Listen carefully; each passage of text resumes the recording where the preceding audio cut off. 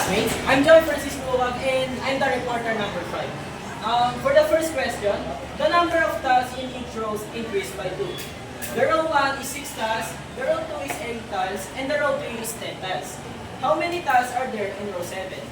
So, before before we reveal the answer, we will use the solution of arithmetic sequence, which is a sub n is equals to a sub 1 plus the quantity of n minus 1 times t.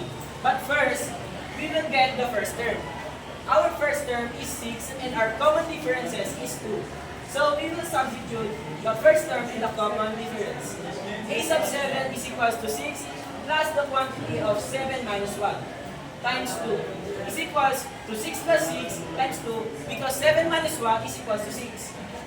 Then, we will multiply the 6 by 2 first because we will use the PEMDAS rule, which is multiplication, division, addition, and subtraction. So 6 times 2 is equals to 10, is equals to 12, and then 6 plus 12 is equals to 8. And then our answer is equals to 18 tiles. Number 2, a gardener tiles a path that 6 square long. He can use either small tiles that cover 1 square and a large tile that covers 2 squares.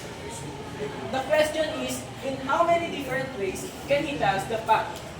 Our solution here is the Fibonacci pattern, or Fibonacci sequence. Using the formula, T of n is equals to T to the quantity of n minus 1 plus the quantity of, plus 12 the quantity of n minus 2. We will use this formula when the n is greater than 3. Or 3 and above lang po pwede gamitin ang formula nito. So ang ating tiles number 1 is 1 and tile number 2 is 2. Now we will use the formula of Fibonacci sequence. T of 3 is equals to 2 plus 1 is equals to 3. And then T of 4 is equals to 3 plus 2 equals to 5. And then T of 5 is equals to 5 plus 3 is equals to 8. And then the last one is T of 6 is equals to 8 plus 5 is equals to 13.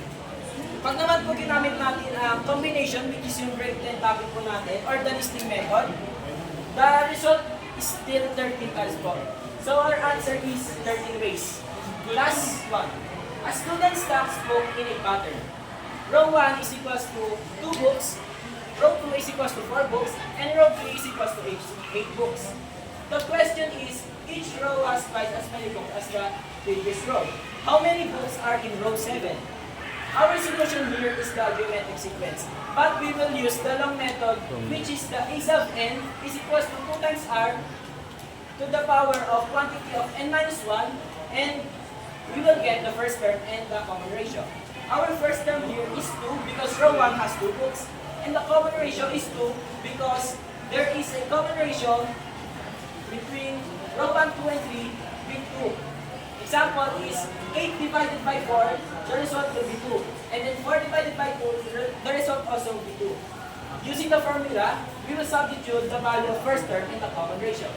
A sub 7 is equals to 2 times 2 to the power of 7 minus 1. 7 minus 1 is equals to 6, and then 2 times 2 raised to 6.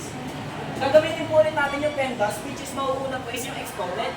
So 2 to the power of 6 is equals to 64, and then 2 times 64 is equals to 128. So the answer will be 128 books. That's my